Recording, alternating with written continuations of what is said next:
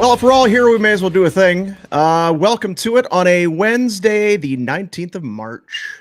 The Ides of March. Did we ever figure out what that is? I think every year. I don't know. I know there's a book called that. It's in a library somewhere. It is a presentation, this thing that we do, of Bet365.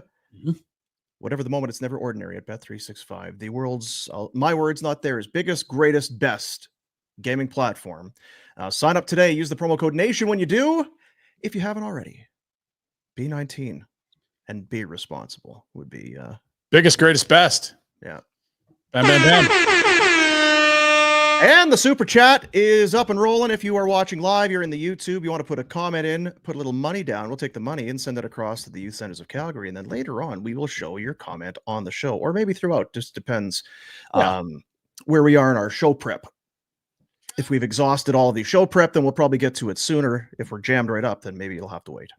Did we miss a biggest game of the year last night? No. We had 1.0 was Vancouver last Wednesday. I didn't think it was biggest game of the year, but then I did hear post game after the debacle in Toronto, Blake Coleman and others saying this is the biggest game of the year tomorrow night. Oh, really? That's on me. I'm sorry. Because I was going to keep track if that's the biggest game of the year 2.0 last night, or maybe we just say, no, they're just talking themselves into it on a Monday. It's not on you. It's on them. Yeah. They weren't paying attention when they were playing Vancouver. We told them it was. That's right. That was the biggest game of the year at that point. I guess they got the memo that, this game last night, you lost in Toronto. You got your, can you say, I won't say it. You got embarrassed in front of a lot of people. You got embarrassed and it didn't look very good. So I guess you could frame it. You know what I have written down here? Demoralized to energized. Revitalized. That's what we saw. Didn't see it coming. Just, they're giving us clarity. And that is, we have no idea what they are. Just, at the end of the trip, just come on back. We'll tell you all about it. We'll have all the clarity that we need to tell you exactly what's happening. They go into Madison Square Garden in front of, let's see, Pike and like 18 other. Yeah, like 17,591. Does that include Pike? Ooh, I don't think it does, eh?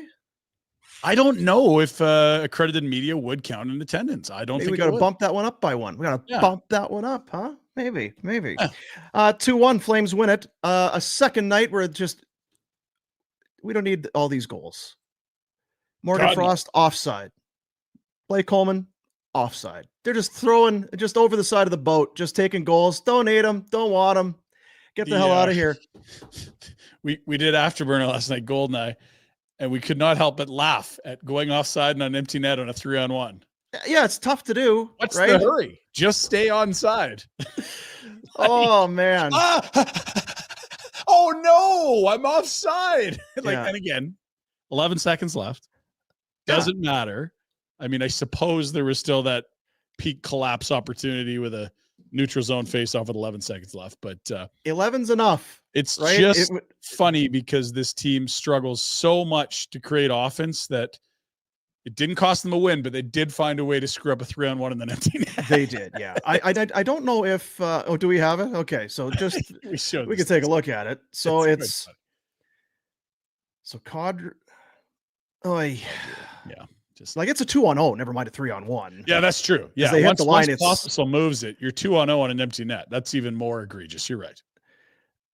So who's thinking what here? Coleman just has to slow the hell down. What are you doing, buddy? Coleman, just don't go offside. You just look. He just skated past the guy. You're not in a foot race. Your only job is to stay on side. Yeah. And Nazem's got it on his passing side, dragging the puck behind him. Just push it in. Push it ahead of you. Well, I think he can't believe that Coleman's going to go offside. He's like, holy shit, I'm going to have to move this. If he extends his hand, look up where this puck is. He's in onside. Oh, he pulls it back to his skates. Well, I mean, yeah. I'm going to blame the guy that goes offside more than the puck carrier there. They're both, it's hilarious. I think the puck carrier kind of dictates that situation because in every other, when there's goalies in, you should hang back a bit. Regardless of where the puck carrier has it. If it's, behind him on his skates or to his backhand, you can't go in till he moves the puck in. Anyway, offside, didn't need it. Bit of a brain cramp. They probably had a good chuckle afterwards about that. But they went into the Garden and gave up a goal a minute 13. And these are the opening statements from McLeod Law, by the way. Yeah. McLeod Law. It's litigation season. I don't know if you knew that. Law to me. Yeah. You kind of sit tight all winter. You're kind of cold. It's like, boy, if it's warmer, I'd sue the pants off that son of a gun. Now you're like, oh, it's kind of shorts weather. I think we're ready to litigate. I think I'm in a litigating mood today. I'm gonna take myself down to McLeod Law and press some charges. That's what I'm doing today. Charges. Press charges.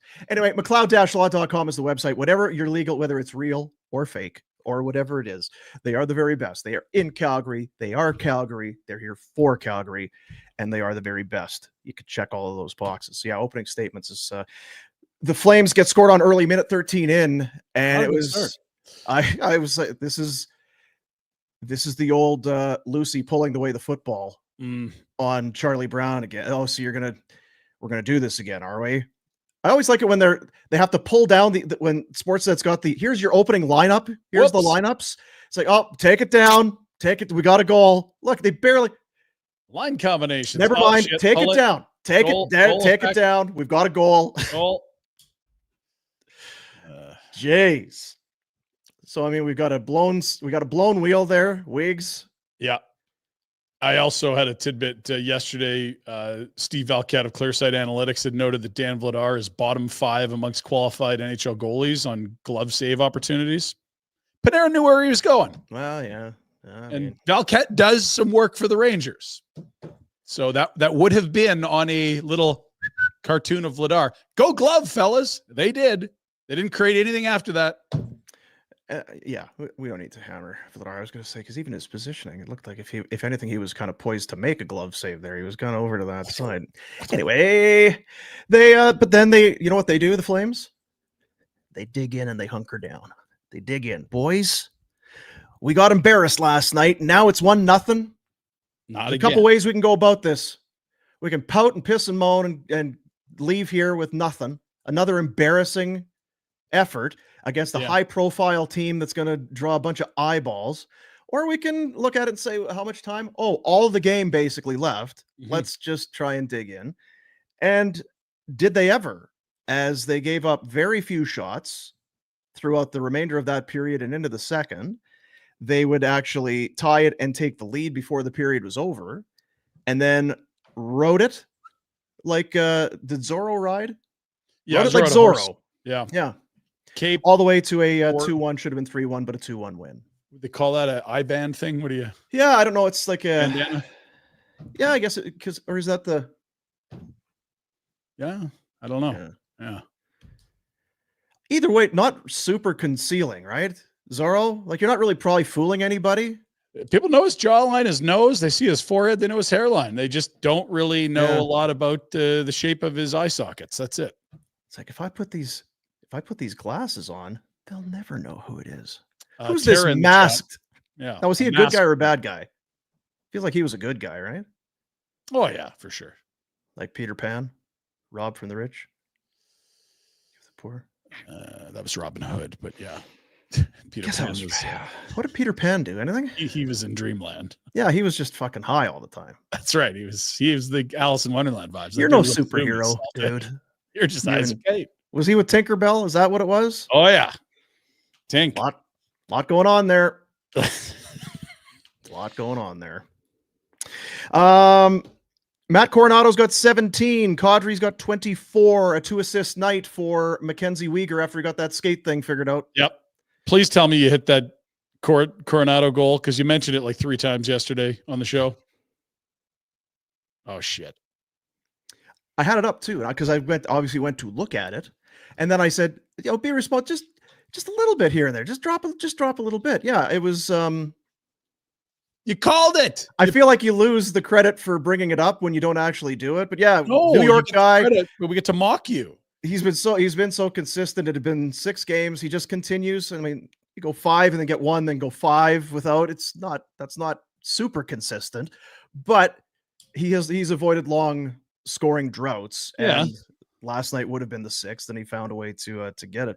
I mean, either way, there's some things that you like about this game, I guess. But like we talk about a lot, in rodeo, the bull gets a score. Yeah. Would the Flames have gotten a reride, or who gets the reride? Because I don't think the Rangers were very good last night. They were dog shit. That's one of the worst efforts the Flames have seen from an opponent all year. And considering where they are in the standings and what the stakes were, they seemingly watched the Toronto-Calgary game and said, yeah, we're not going to have to work against these guys. And the one thing the Flames have proven this year is that you do have to show up and work. And if you do, you know, they're certainly, they have some deficiencies you can exploit. They don't score a lot of goals. They got to 2 in the first and could not get to 3, despite having a 2-0 and an empty net. But the Rangers were awful. I don't know that they created a really, really good scoring chance after that goal. I'm trying to think of like a big save from Dan, and I'm not taking anything away from Dan. Not unlike the whole the Cowboy Bull analogy. He can't make saves that aren't there. I had said last night, if there was ever a game in his career he could read a magazine, that was probably the one last night. Yeah, there was one. I'm trying to remember because it was right after Shesterkin had kind of come over to make a save. I think it was on the Coronado one-timer that went through the seam, and he slid all the way to his right. Okay. And then Vladar had to come to his left, and Abbott was saying, and then, you know, there's and whatever. Vladar has his response or whatever. But it was a tidy little night. But at the same time, the Flames have not necessarily been able to rest on those sorts of things. I give them credit. I was looking, there was a thing, and we'll get to James here in a moment, but it was because when was Gerard Gallant let go in New York? Was that after the it doesn't matter. Anyway, it was him, his post game after being eliminated. And one of the reporters had said, do you feel like this is a lost, you know, with all the talent on this team, do you feel this is a lost opportunity? And he said, talent's great, but talent doesn't mean anything when you don't work. And when you're not willing to work and you don't have a team environment, you know, I'm kind of paraphrasing, but he kind of goes into it. If you're not going to put that talent to use, if you're not going to try and you don't want to, then you may as well not have it. Talent does nothing for you. And there was a bit of that feel last night because somebody had obviously retweeted it. There's a lot of skill there, but Gallant, it's 2021-22 and 2022-23, 2 seasons, full seasons, lost in the Eastern Conference Final in his first year, flamed out in round 1 the second year. So that was probably actually quite recently, more recent than I thought. Yeah, you're right. You look at that roster and you have all-stars at every position, and you look at their effort last night, that's embarrassing. Yeah. JT Miller was not very good at all. Zabinajad was invisible. Kreider, I mean, invisibility cloak, I don't know. Adam Fox did not look like a Norris defenseman. I don't know what's up with him. It did not have a great force nations. Yeah. Shesterkin obviously was brilliant. He's very good. Yeah. And they swept the puck off the goal line in the first, and there was 4 or 5 really good saves from Shesterkin in the third. Where was the pushback from the Rangers? Yeah, weird one. Let's get to the Insider Hotline. It's a presentation of Crystal Waters Plumbing and Heating. What's going on in your house? Hey, you may not think about it. Well, maybe would it be a good idea just before we fire on the old air conditioning or whatever you got, before we start pumping it through? Should we have somebody take a look at it? Yeah, the answer is you should.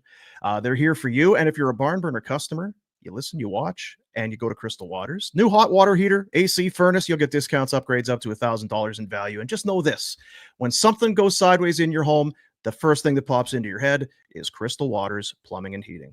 CrystalClearCalgary.com. As we go to the Insider Hotline and say, bonjour, et comment ça va, to Jamie McLennan, who was, did you have a, what do they call the dogs there in Montreal? The Chien Show? Chien Show? Did you have a Chien Show last night?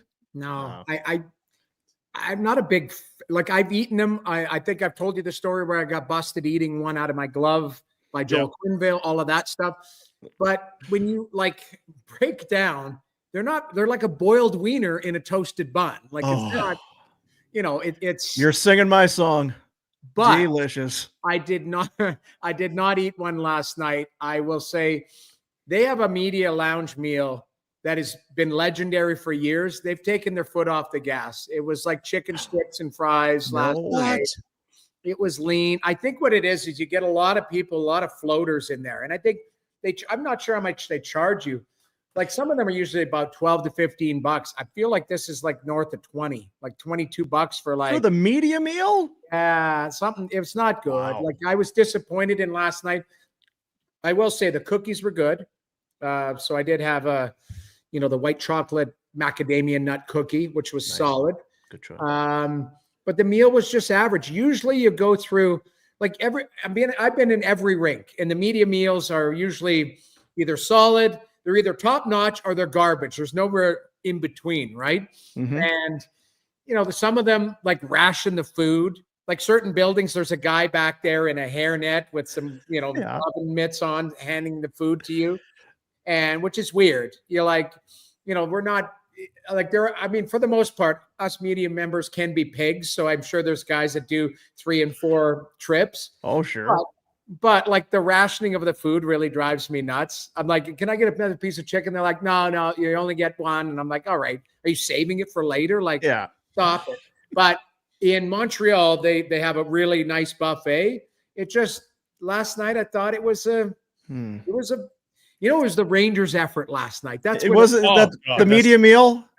The media meal put up 13 shots or whatever the hell that was. Laviolette was coaching the chefs in the back there before that one, or what? It was just like, I don't know. I watched Lavi, and you were talking about Jerry Gallant, and like you're looking at it at some point like it's not the coach, it's the players. And yeah, I agree with you, because I went back and watched that game because I had my eye on it. What you're doing is scoreboard watching it, because we're doing Ottawa, Montreal. The Rangers have ramifications. So now which is good for the league. It's good for the fan bases. It's awesome. And I'm like, it's 2-1. And I keep up, refreshing the app. And I'm like, okay, 2-1, 2-1 shots keep going up, 2-1, 2-1. I'm like, oh, the Flames are having a game. So I go back and I'm watching the first period. They ran him out of the building. Like the Rangers might have just put their suit on and went home. It was embarrassing. It's really bad. Like now, and I like the response, because I don't think the Flames put their gear on in Toronto the night before. So, it kind of, I thought the response was fantastic in a sense. Now, that being said, the Flames did generate, I think, 15 high danger chances against the Leafs. It just didn't look that good. But they, like, going back, the Rangers looked awful. Awful, and the Flames looked great last night. So, it felt like the team, they scored 2 goals. One was a shit goal, and one went off of Lawton and in. It felt like Huberdeau could have had 5 goals last night, and it felt like they as a team had 5 scoring chances the night before in Toronto. So it is crazy. We've talked about it a lot, Noodles, and I'm not here. We don't need to pump anybody's tires necessarily, but what Huska has done with this team, I saw somebody had put together a list, and it might have been Mike showing where teams dead last in goals for, like 5-on-5 or just in scoring, where you end up. And it's like last, almost last, basically last. And Flames are 16th or whatever, middle of the pack right now with the worst scoring. The work that he is getting from his D, and it's not pretty. You look on paper, and it's Hanley and it's Bean, and there's not a. But is it Wolf or is it Huska, Dean? There's not a star to be found. Well, hey, last night, give the Rangers are part of it, I suppose. But that's to me, that's a team effort last night. Yeah. They work. I just don't know that it's a masterclass in coaching so much as elite goaltending. Like you're number 2 in even strength save percentage in the league. That's a big reason why you're where you are. Fair enough. I guess because we have talked a lot just about the effort. There's not many days that we come in here where we have that Toronto reaction. Yeah. Where were they last night? Yeah. That's maybe on one hand over the course of this year. Rhett threw out the puppy poo out of one of those games in Florida. They were not good in Toronto, but they played that. I was looking this morning because I thought it was a back-to-back, but they played that last game of the 6-game road trip in Dallas. We had that. This is a loss. That's a scheduled loss. They're going to get their doors blown off. Yeah. They were right there. They were not were they the better team? I don't know, but they fought like dogs in that game and got a point. And then last night, second in back-to-back in the road, the whole thing, you were embarrassed the night before. It's a bit of a gut check. It's a pride check. And to me, they passed. Yeah, they got the win. Rangers were no good, but still, there's something in that room, I think, that doesn't really get you much. But there's something in that room I think a lot of teams would like to have. Teams that have that talent, like Gerard Gallant was saying, we can have all the talent in the world, but unless you're prepared to use it and care, then what good is it? Those guys care. And work. Like I don't know how you guys felt. I thought last night, if they lose, that's curtains. Like, check, please. You give a bad effort in Toronto, and if they get blown out in Montreal or in New York, I'm like, it just doesn't look good. And it was a response game. You're right. They care. And I do believe, Pinder, I do believe they can go hand in hand. You can have great coaching and have a great goaltender that masks some of the lack of talent, however you want to frame it, because you have had elite goaltending from one guy. Vladar, I thought Vladar was solid. Like, he didn't have to be brilliant, but I look at, the big picture. I think it can be coaching. I think it can be on a given night. Somebody has a special night or somebody, and the goaltending has been fantastic for the most part. I was disappointed for Wolf in Toronto on a couple different levels. Yes, he had an off night and you get pulled and all of that. But we know you go into the Mecca, and if for some reason, if he stands on his head, he's getting votes. It's votes. Like, no, it's not even getting votes. He won. Like, I felt like that would, like, if he stands on his head and the Leafs are flailing and he steals that game, then people are like, well, we lost to the rookie of the year.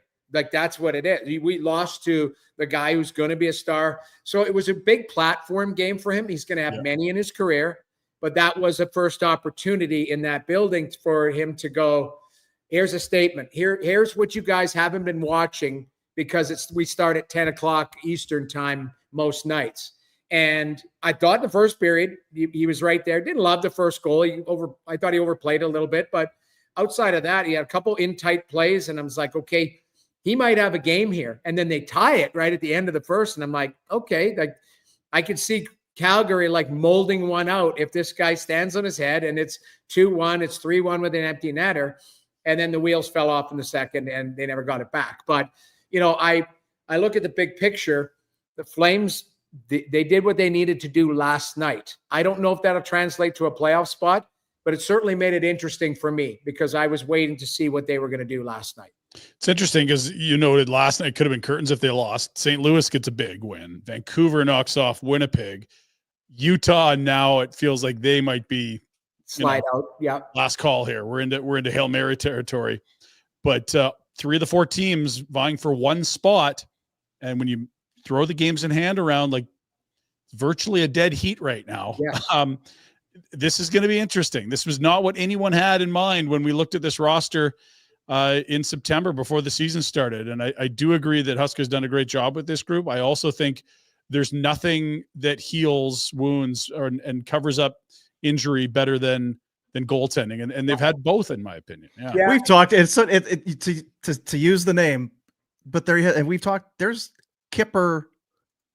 It's Kipper vibes. There's Kipper vibes. Yes. Where the team is getting points or wins on some nights where they don't deserve it. The no business. Is the only reason why. I don't disagree. And it's not sacrilegious to use that name, even though we know the body of work has to be extended for a long time.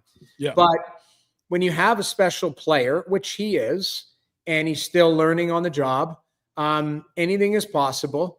I do feel like, on given nights, he can be such a difference maker where the team is like, okay, it's a race to 2. Like, we might be able to get to 2. We'll see what it's like down the stretch. They've got a tough schedule. They've got some tough opponents coming up. But just like we said, you scheduled loss in Dallas, and it's like that scratch and claw, find a way. Getting Zari back was big because he had some speed and skill to it, which they're in certain areas they're lacking. I was disappointed in the Toronto game because I thought their veterans didn't play. Like, I thought Kadri was, got in a homecoming. I thought he was going to be an animal, and he played great last night and was no good the night before. Like, I kept looking and thinking to myself, what is going to be the separator for the Flames against the Leafs? And I was like, it's going to be Huberdeau, which Huberdeau had a great pass to find Anderson on that play. And I'm like, okay, it's going to be Kadri that does something that's unique to his skill set. And it just didn't happen. But last night, they looked dangerous. They looked like they were engaged. And we'll see. I mean, it's not an easy trek on this road trip. They've got to find a way to get points.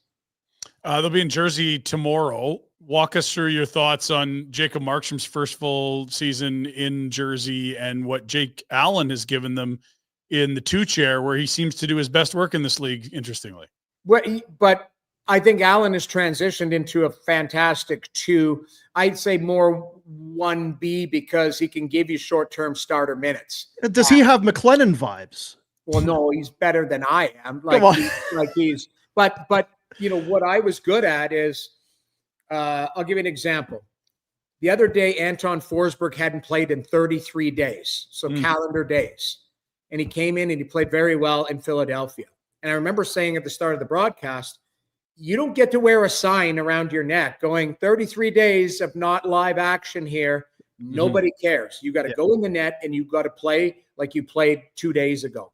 And Jake Allen, good backups, have that ability to go, doesn't matter what you're throwing at me, I'm going to give you a game. I'm going to give you what I've got. So I will say the only thing I had the ability to do is it could be 2 weeks, 2 months, and I treated that game like it was a game 7, and I was able to kind of just block out everything.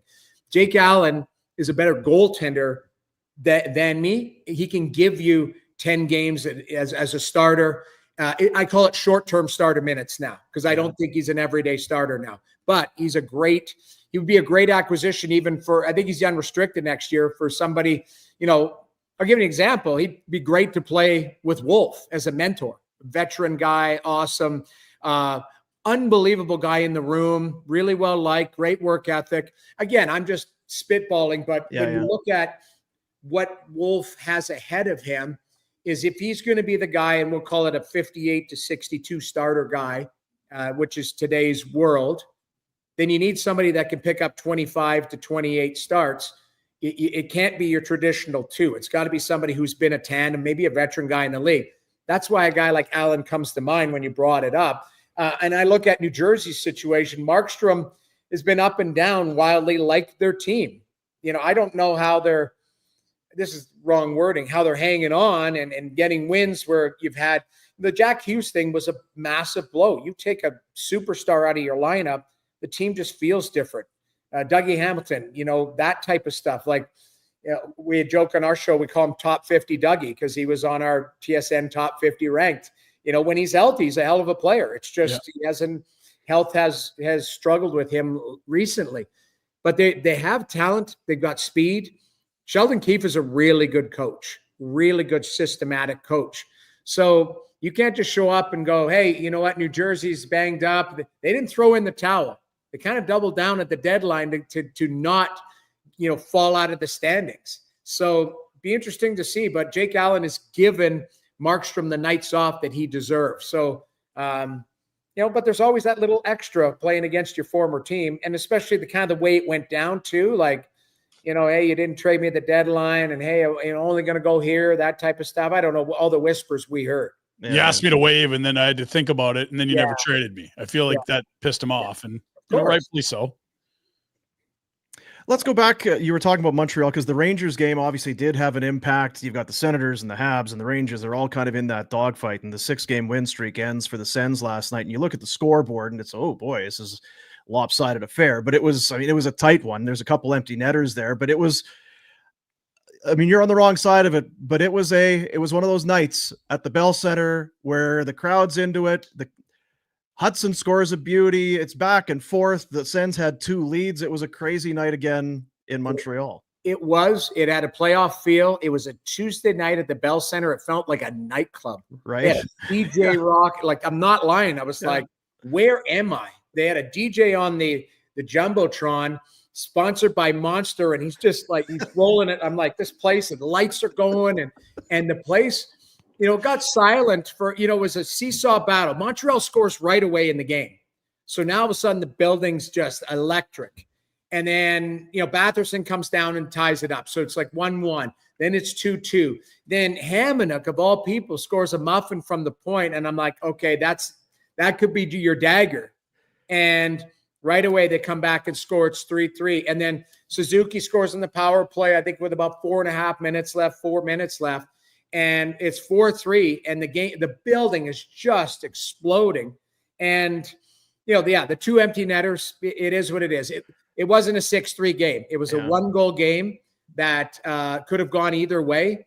I thought there was some really strong play. We termed it on the broadcast. It had some teeth. It didn't have fights, but it had It had some irritability, had a few scrums, had some hits, but it didn't rise to the level of like every whistle was a punch in the face contest. Both teams knew what was at stake. So I thought they were not going to head down the road of like, let's be stupid and see what the ref decides out here. So it was a good playoff game for a Tuesday night in March. And one last thing I'll add, when's the last time both those organizations played meaningful hockey on March 18th? Against each other. It feels like it's been a decade. But it's just been a minute. Yeah. Like it's been a minute for both of them. I mean, Ottawa was a playoff team in 2017. Yeah, the Habs went to the final. But that was a COVID shortened season. They made it in, kind of on a weird play-in. Like it was just so looking at it, the last time those teams were like in a playoff race, it's together down the stretch, all 7 teams, to be honest. I can't remember the last time all 7 Canadian teams were in some form of playoff fight, individually. But we're looking at, 6 of them potentially could make it, or 5 or 4. But it's pretty impressive. Give us your thoughts on the wild card. I sort of think Ottawa's there. I mean, they're going to have to really stub their toe. They're 5 points clear of the Rangers, and they have 2 games in hand. That to me says you're in there. Maybe you fall to wild card too, but I think they're in. Can Montreal do this? It's been the overall numbers for the year aren't great, but they're just playing so much better in the second half. So the one thing I always look at is goal differential, and they're at +6 or -16 right now. But I'm also giving them a pass is because they dug themselves not a 6-foot grave. It was about an 840-foot grave at the start of the season. So the numbers are kind of skewed where they're digging out of it. I have to be consistent, and I know Montreal fans would be disappointed with me, but I didn't think they were a playoff team this year. I thought they were going to be about an 84-point team this season. And, they're going to probably prove me wrong here by the end of the day. But I felt like they have taken a massive step, and they have some players there. Montembeault has settled in as their one. They've got the young guy, Jakob Dobra, or I butchered his name, Dobish. Yeah. He's a nice young goaltender. The Caden Primo experiment didn't work for them, and I give him props for making the switch. This Hudson's a player. Like, there's no getting around it. Like, he's on pace for 65 points, which puts him in top 6 category all time for rookie defensemen in scoring. And there's names on there that are 5 Hall of Famers. Like, it's insane. And so he's a player. The guy who impresses me the most, and I shouldn't be surprised by this, is Nick Suzuki. Like, I think early on the projections on him were going to be, poor man's Bergeron, 50 to 60 points. And, what's this going to look like? He's a hell of a player, like really smart, really strong on the puck, works with his line mates well. We forget that Slavkovsky, who is he's Nichushkin at 20. Like, he's just a beast. He's a mammoth. And Caulfield can shoot the puck. Like, they've got something special there. And then their supporting cast, the Gallaghers, the Josh Andersons, the Armias, the guys who've kind of been there for a while, they've come on. So I still think, and I might be wrong on this because it's recency bias, the team that the Flames played last night should be the team that gets that wild card spot. But they've been so wildly inconsistent. But I heard you before you came on. You got an all-star in every position. And not just like a scrub all-star, like, hey, he made the all-star team 1 year. Like, this should be perennial, like, Vezina winner, up for a Hart type of thing for the goalie. Fox, Norris winner. Fox looks like, I don't know what's happened. He looks like he left his legs at the border or something. Like, I don't know what the hell's happened. He looks slow and weird. Like, he looks uninterested. And Panarin is Panarin. I mean, he's in and out of games. He's a dangerous player. But I've always felt that the Rangers, if they could gel at the right time, they could maybe be a dangerous team to get that last spot. But I don't know. I mean, at this point, it's a coin flip, but there's 4 or 5 teams still vying for it. How about this? Montreal dead last. I just picked a random day in November, the 13th, -21 goal differential. So, yeah, to your point, you don't want to marry those stats before middle of November because this team's totally different beast. They are, and you know, once in a while, I think it was the Washington Capitals last year had a negative goal. Big time. Outside of that, like usually you need green in that. When you're looking at NHL.com, you need green on that side to show that your team is capable of doing it. You know, that being said, like the Rangers, they're there. The Islanders won't go away. Columbus has stubbed their toe a little bit, but you know that's the other thing. Because you own the spot now. The Rangers are going to have to take it from you. Yes. Are they going to elevate and are you going to dip? 2 games in hand too. Yeah, it just Montreal, there's a vibe there. My heart 2 weeks ago was with Columbus just based on the adversity, everything. It would just be an unbelievable story. You know, Dean Evison, what he's been able to do there, that's a coach's bump if I've ever seen one. A guy who put structure into a team that they don't have the best goaltending if you look at their numbers. So, you know, I can't figure it out. This Islander team won't go away. They were down 2 Cobb last night to Pitt, and just all of a sudden you look, it's 4-2, and they're like a moldy team. Like they just like, I don't know how they do it nightly. I know the goalie's a star, but I just, you know, that Dobson has kind of had a slow start and come on, and they've got players that can play, but I can't figure out who I would bet on for that last spot if I believe that Ottawa has that first one. Yeah. I kind of feel like it's Montreal. Just be fun. I get it. Would be awesome. It would be awesome. And, you know, I see the league meetings, the GM meetings, like Bettman said today, like people are like saying, would you ever think of 1 versus 8? And he said, absolutely not. And, you know, I don't know. We always toy it around. Like what would be the most, like the craziest progressive thing that you could do that maybe other leagues have done? Like the NBA has done the play-in and stuff. I don't know if that's translated to success. Because the first round sucks in the NBA. Like that's not a problem in the NHL. The best hockey you have is round 1 of the playoffs. Right. It really is.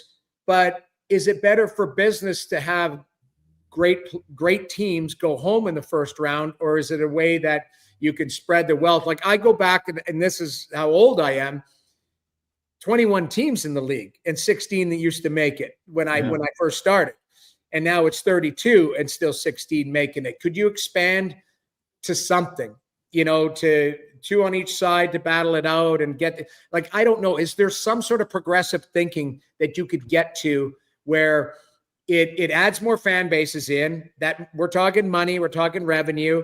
And a lot of those teams that we just talked about are coin flip teams. Yeah. So, you know, I could see Montreal in, I could see the Islanders in, I could see, you know, you name it, Detroit, and they're going to, one of these, like 2 or 3 of these teams are going to miss the playoffs by 1 point. Sure.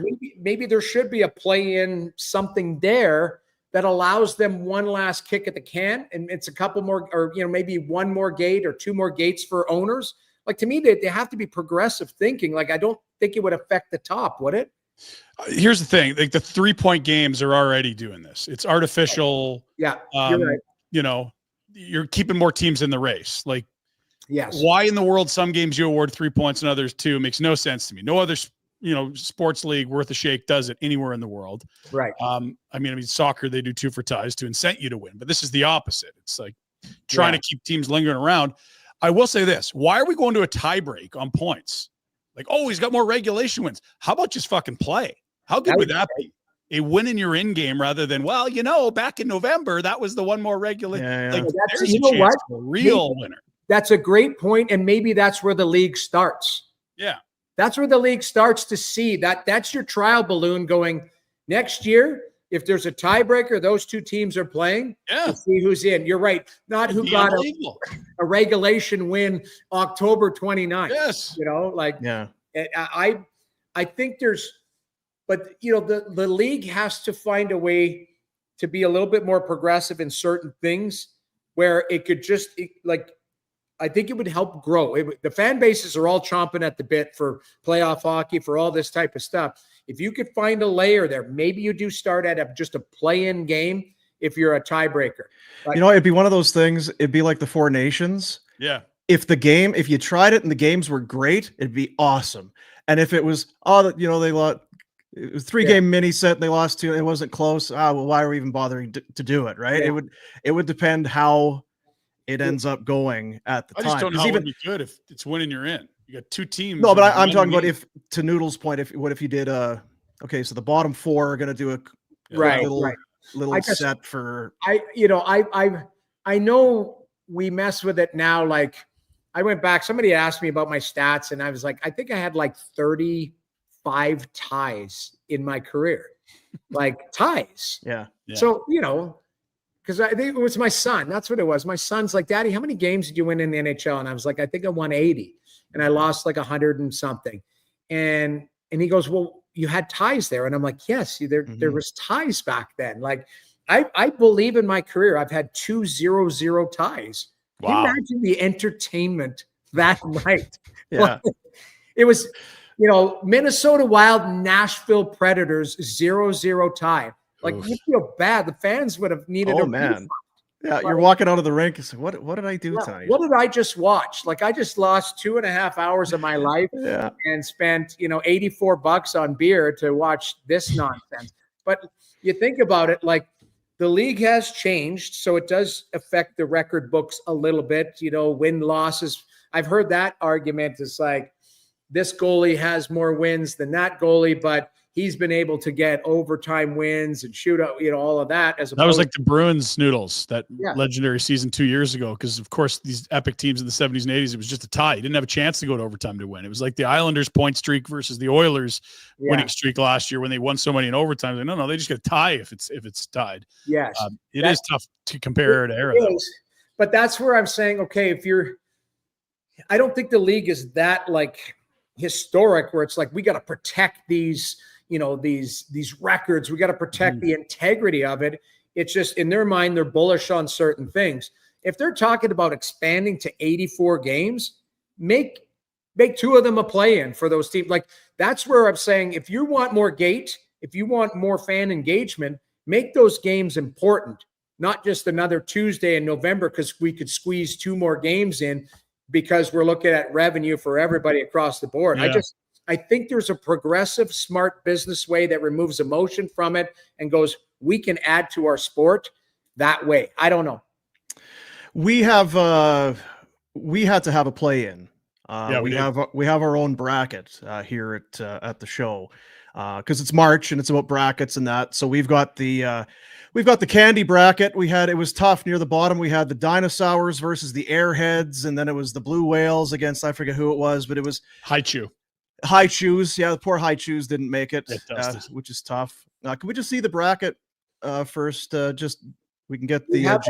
Do you have the dip where we don't have the fun dips? No fun dip. What? Fun dip did not make the tournament. Selection committee's tough. There's only 16 spots. Noodles. Your Wine Gums didn't get in. The wine community is outraged. There's so the cola bottles are at the number 1 seed because when we were at the radio station, we did this and they were the champions. So we gave them the number 1 seed. Wow. So the Blue Whales are going to have their hands full there, but we got the Rancher. Mike and Ike is quality.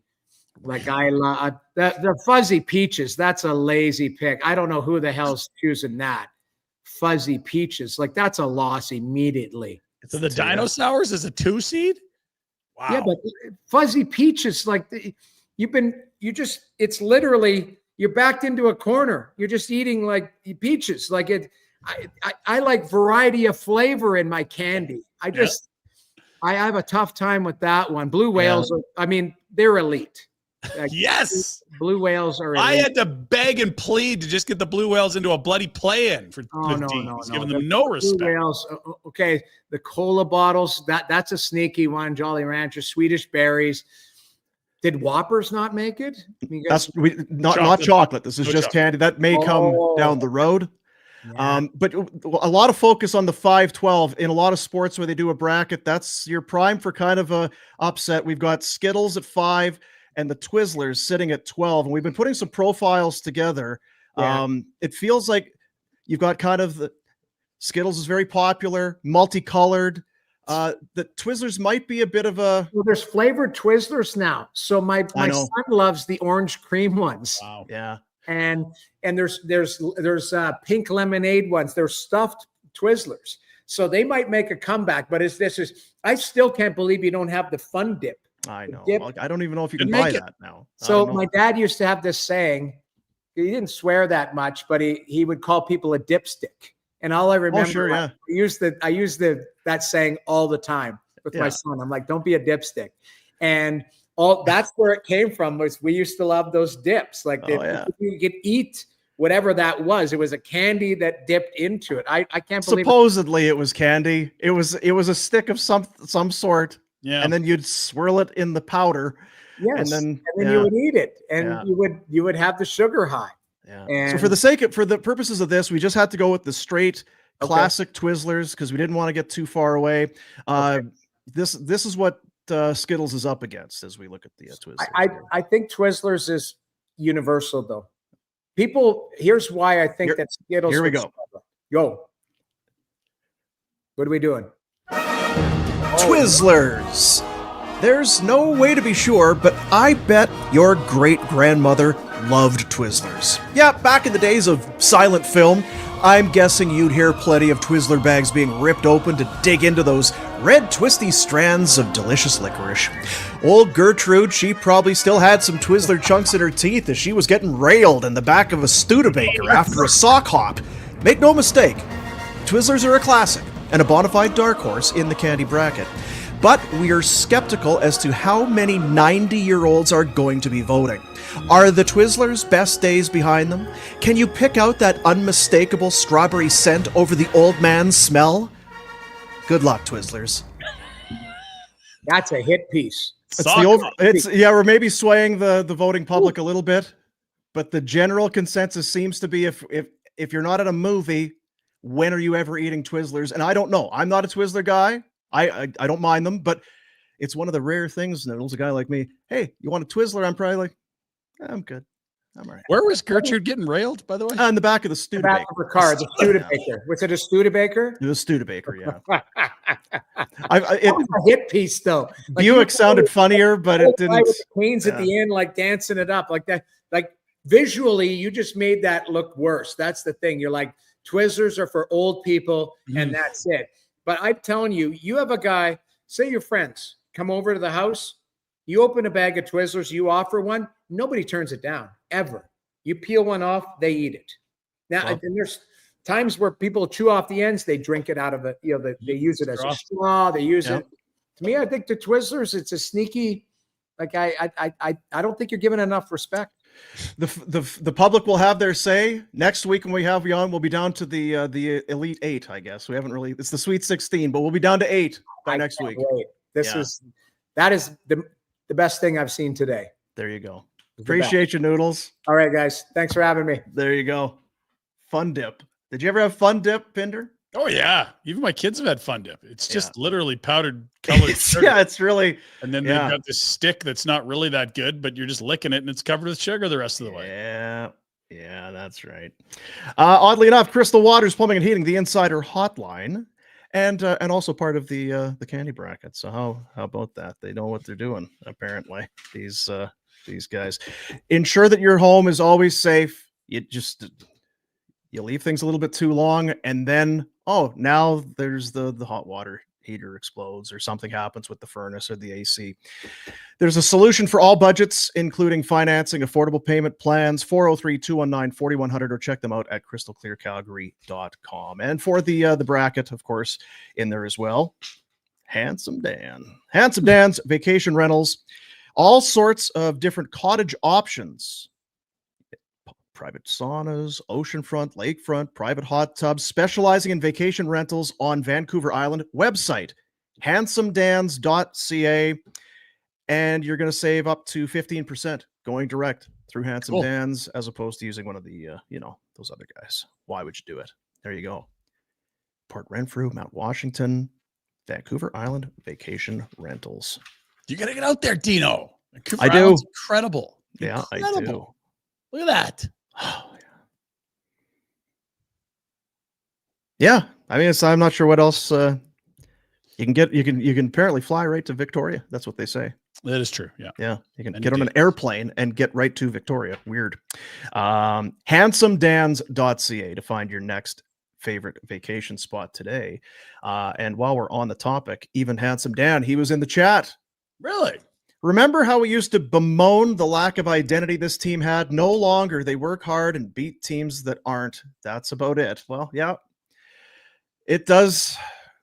I mean, the point that's you make is accurate. That's very correct. Without goaltending, it's as Kim said here. I agree with Pinder. Show me a good goalie, I'll show you a great coach. The flip side, for sure, can be both. If you don't have goaltending, your coaching prowess is definitely called into question. But well, and look, the last year of Sutter, who I think is a Hall of Fame coach and did some great work here, but was clearly one of his worst years coaching in the league. They had no identity. Yeah, he wouldn't hand out the letter C. And the room turned into factions. Nobody liked coming to work. They didn't outwork teams. They left you wanting more on the effort level. That's totally gone under Huska. Like to the point where you made earlier, where when they don't all show up and work hard, like in Toronto, you're like, whoa. It was whoa if they showed up on time and gave you 60 minutes under Darryl that last year. It was a bad year. Whoa. I was like, whoa. Was that the shirt? Boom had his shirt off. I was like, whoa. Right. Marty, come check this out. Come check this out. That's right. We got a lot to get to. We got a Pinder Report coming here. Got to tell you about a lot of things. I'm going to tell you about today's Wednesday already. Jack is apparently not feeling well. Jack is awful. Jack, are you okay? What's going on? I feel like every time I leave my house, I just get sick. Yeah. Like I feel like I was just sick. Yeah. What's going on? Well, you're around Pinder a fair bit, right? No, see, here's the thing. He was begging me to come out like Friday or Saturday night at midnight. Pinder, come on out. I'll get you through the line. We're buddies right here. Come on, Pinder. He's texting me. He's WhatsApp messaging me. He's calling me. And I'm like on the couch watching a show with my wife. I'm like, I can't do it tonight. I don't like saying no to doing things. I can't. And then he's sick this week. So, well, it's probably your kid last week. Yeah. Or it's another 5-day hangover. He can't do this. Anytime he parties, he's sick. Is there some truth to that, Jack? There's a lot of truth to that. Okay. Yeah. How's your pelvic floor, though? I don't know.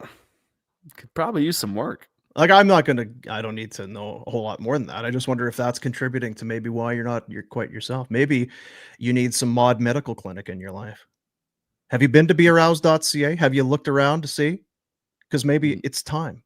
If not, guys, let's talk about something that doesn't get enough attention. It is pelvic floor health. And I think we've been talking about it for probably over a year now because of the mod medical clinic. Okay. And now you're seeing it pop up. Oh, there's TV ad or different other things. Yeah, this is what it's about. It's not necessarily is a women's issue. Men deal with this. Your pelvic floor plays a huge role in everything, and from bladder control to sexual function. Here's the thing. Strong pelvic floor can mean better performance, better stamina, boosting your confidence. If you're waking up at night to go pee, it's not just an annoying habit, it's a sign that something is off. The good news is it can be fixed with a completely non-invasive approach using Emsella therapy. That's where the crew at bearoused.ca come in. They're about helping guys take charge of their life in so many ways. Your pelvic and sexual health. Science-backed treatments. No gimmicks, no awkward conversations. Just let's be real about it. Let's be adults, Get rid of that taboo. So if you've noticed some changes in your performance, maybe your bladder habits, or you just want to be better, be a better man, check them out. It's time we talk openly about this type of stuff. Taking care of yourself is never embarrassing. Head to bearoused.ca and see what they're all about. Emsella. Better man, oh. Be a better man, oh, Jeremy, oh, Jeremy smoking. Oh, hey. Especially with summer coming. Hey, you want to be walking around, being at the beach with your flabby pelvic floor flopping around? No, sir. You want to be nice and tight? Tighten that bugger up. Bearoused.ca. Bearoused.ca. I'm looking at this last 6 games for the Flames. Like in terms of like Handsome Dan talks about their identity. 2-2-2.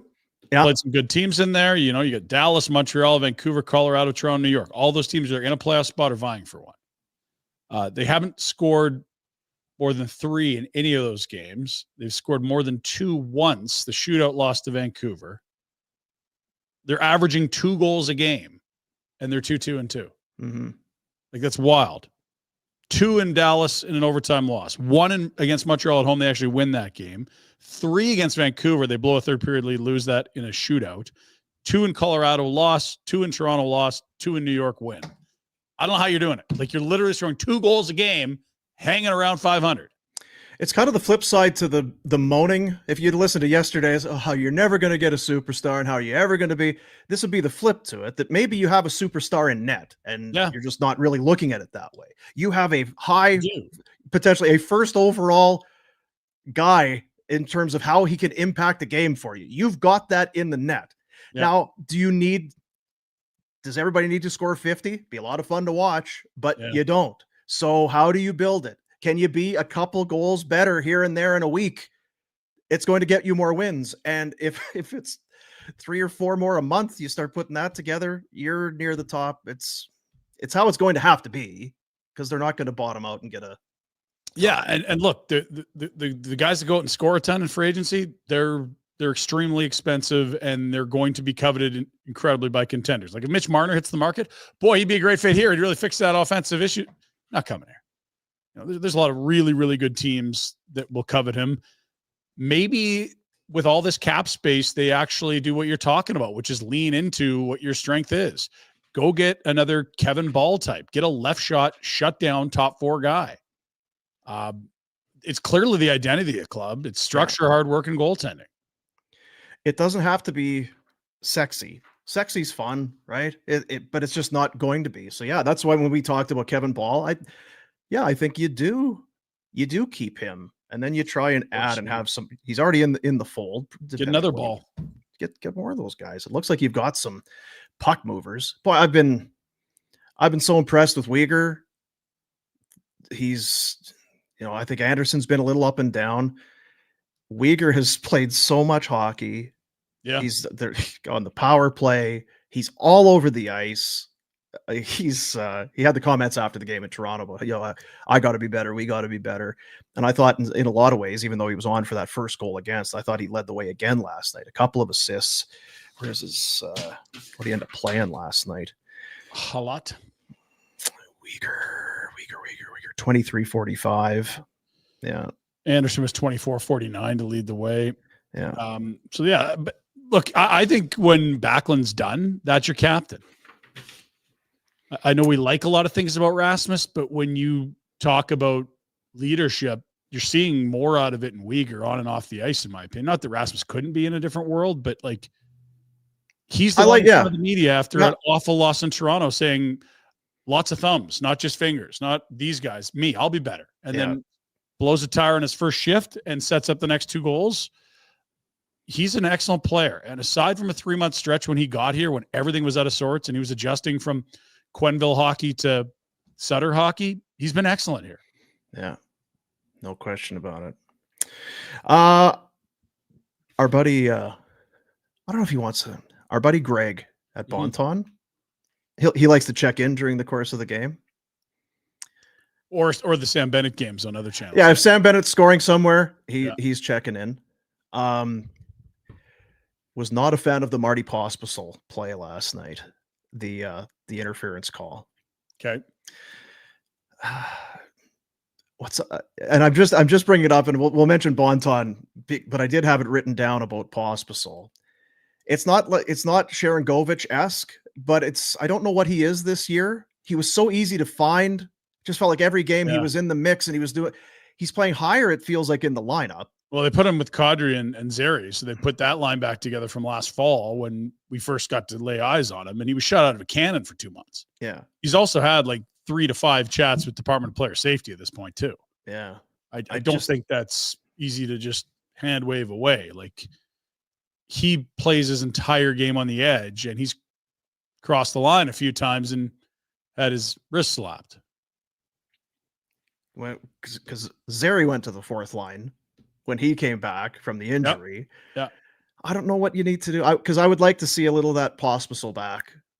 The the shit disturber. 8 hits last night. I like that line back together. Yeah, I mean, maybe it starts. That might be it that wakes him up, because I really haven't liked him with Sharangovich at all in the third line with Farabee for a bit there. That was gross. But Zary was good last night. Kadri has been really steady and consistent all year.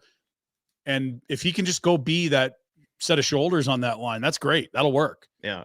And the other thing that happened last night was the Huberdeau Frost tandem went off. You're like, oh shit, with Coronado, like that's a line that might work. Like that was Frost's best night of the office for me outside of Philly. So if you want to go by Bonton today and talk with Greg about Pospisil, you can do that. And what was great is he sent the text that, just this guy.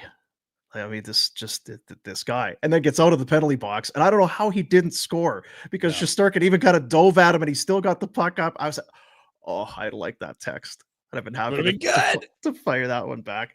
So, and maybe you go to Bonton, maybe you grab one of those big, what are they, free range chickens. Good How stuff. happy are those chickens, eh? Just kind of doing some of this. You think that's what it is? Just kind of chickens just walking around. I'll just do some exploring today here on the free range. Not like those cooped up, those poor bastards. They got them all cages and stuff.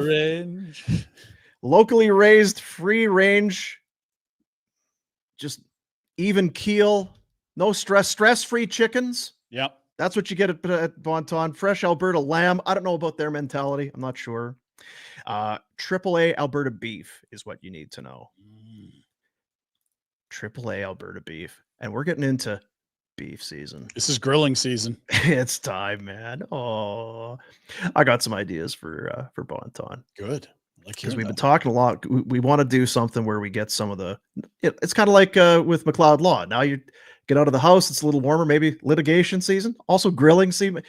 Maybe we need to get together and have a little thing, I'm definitely with you on the grilling season part. You kind of lost me on litigation season. Well, I just did earlier in the show talking about it. Anyway, they got the salads. We had their gravy. It's awesome. The bone broth. 28 Crowfoot Circle, Northwest Bonton Meat Market. 24 consecutive years. Southern Alberta's Consumers' Choice Award winner for best meat and deli. That's a lot of winning. It's a lot of winning. That's like that Red Wings quarter century making the playoffs. That's incredible stuff. Never will be touched again. I don't want to. It feels like I'd be giving some of it away. But do you enjoy a good bologna sandwich? Bologna sandwich. Have you? Takes me back to my youth. Was it? Oh yeah, you get some good yellow mustard on there. Mm-hmm. Maybe a darker bread. Yeah. Pumpernickel, even that'd be real good. Jack, what about you? Is bologna in your life? We talked about this last year, and I hadn't tried bologna, and I still haven't. What? Yeah. See, here's the thing. I feel like it's the forgotten deli meat. Definitely. We've gotten look, we're doing this thing in store with the smoked and the oven roast, this and that. But what about bologna? Bologna was there when you were young, when you were an up and comer. Some of you didn't eat. So I think you've either forgotten it, you've forgotten how great it is, fried bologna on fresh bread with some mustard, or maybe you've never had it. It's time to bring bologna back. Bologna's back. So that's what I've been working on. Okay. Is this tied into Rhett's street party that he won't do any work for? No, this is different. This actually, I'm actually doing some legwork on. Okay. This, well, it's as very opposed to different. just we should do something now. That's half-baked ideas. Yeah. Okay. I'm not sure. I'm not sure how. I think Greg's on board, but well, it involves meat, so he's obviously in. Yeah. Never had bologna, Jack. Never. Well, maybe when I was little, like my parents force fed me it, but I've never gone in the store and bought bologna. We got some bologna comments in the chat. I think we need to hear people's takes on this to get Jack up to speed. They're calling it a Newfie steak. I mean, it's not fancy, but it is good. But I think that, you know what, it's got that wrap. What's so different? You could buy bologna, or you could buy ham. Yeah, honey. You could get ham sliced. You could get corned beef. So why is bologna getting such a bad rap? Look at here, Tara. Fried bologna sandwiches like Guido used to make. See, that's what I'm talking about. Oh, yeah. Someone's saying he's still taking them to work. Sandwiches. I would take bologna. I would take bologna in the round. Yeah. And kind of, I'd slice it. Think like a Chicago style pizza. Into a bowl, vinegar, really, cucumbers, bologna salad. Yeah, a little bologna salad with some vinegar and some salt. I'm starving. Yeah, I just need. I'm not sure if Bonton is serving bologna salads up there. Good question. Maybe. I can love answers though. Maybe. Hey, it's Wednesday, so we got another week of NHL games coming for our Safeway. My NHL Picks. I felt really good last week. I got involved. I got I got the Safeway app. I have my Stayin account, so I kind of did some of this. Linked it all together. My NHL Picks. And here's what it is. It's the contest is going. If you haven't done it already, it's free. You may as well. Why wouldn't you get in on it? Get the Safeway app. You could win a trip for 4 to a 2025 NHL season opener of your choice.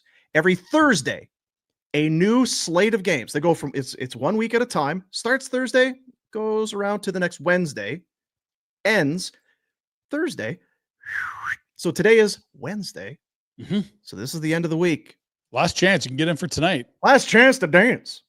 Provided there's 5 games tonight, I guess. We 2. got 5 tonight. Anyway, be ready to go tomorrow, but here's how it's looking. You got in, and I got in. Felt really good about it. I got Islandered on Sunday. The Panthers lost to the Islanders 4-2. And the Oilers soiled themselves. Or the Buffalo got you. Jeez. Yeah, Buffalo beat Vegas somehow there. But 3 for 5, I'm going to take it. Good start. I'm going to take it. And that's why you start on the Thursday, because you get the whole week of games. It's just like 60 games to pick from. It feels like it's a lot easier. Yeah. So I was okay 3 for 5. Look at this guy. I was rolling. I'm up to stinking Philly. Somehow beat Tampa last Thursday. My first game picked. Everything I thought was great. Seems easy, right? Yeah, 4 for 5. Let's go. Maybe it is. Games. You can find some heavy favorites. And look at this. I got a 4-week streak. They love that. 14 correct picks. Yeah, 6 more correct picks. I could win some scene points. That's a lot of scene points. That's the other thing about it. Yeah, you can win the grand prize of a trip to the season opener of your choice for 2025. You could win scene points, bonus entries, grocery offers. Every correct pick gets you an entry into the grand prize draw. It's free. Download the Safeway app. Start playing today for your chance to win. Tomorrow, another 5-pack. Gonna come. I like that trip for 4. That's a good number. You get a lot of trips for 2. Yeah. Like I got these weasels, these 9-year-olds. What am I gonna do with them if I go? Like, let's go take the whole family. Thank you, Safeway. Yeah. I was for you for sure. I was thinking another way. I was thinking, there's that too. If it's 2, then you're probably gonna have to take, But if it's 4, it's babe, it's for 4. There's some buddies we were gonna go and, my 4 roommates from El Rancho Grande. We gotta go. Yeah, unless she does the math and be like, well, there's 2 of us and 2 kids, so that's 4, right? Don't like that, man. The kids would like it though. Yeah, they would. Let's do the Pinder Report presentation of Village Honda. The $1 million buy-in is back. It's back. I was gonna try and get that. It's not get that drop back to back. It's too quick in the quiz. I'm very disappointed. Very sad. There'd be a lot of them, but yeah, you'd have hard to find. Really it's kind of needle archives for a while. Tiger's back.